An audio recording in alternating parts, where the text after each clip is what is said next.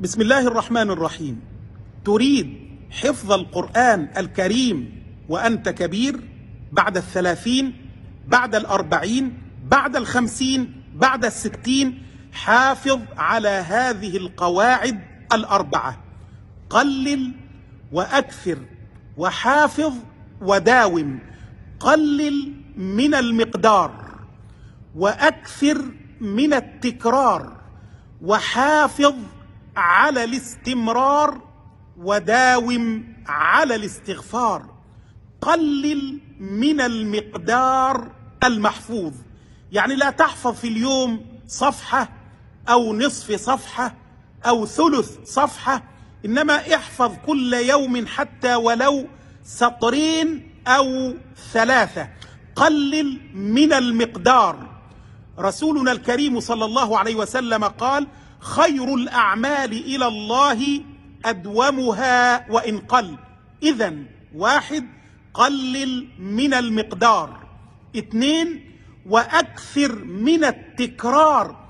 كرر ثم كرر حتى تحفظ ويثبت الحفظ إن شاء الله. 3: وحافظ على الاستمرار.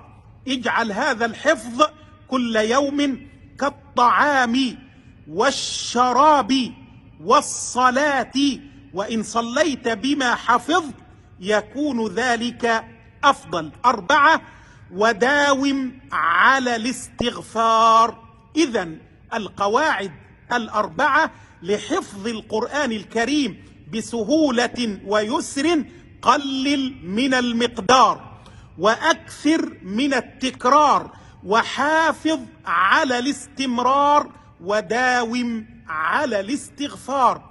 إن فعلت ذلك مع النية الصادقة والعزيمة إن شاء الله تبارك وتعالى سوف تحفظ القرآن الكريم في عدة سنوات إن شاء الله.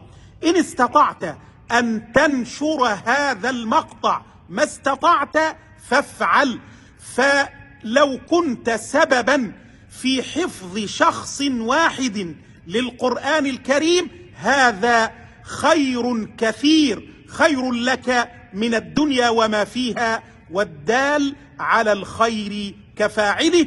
والسلام عليكم ورحمة الله وبركاته.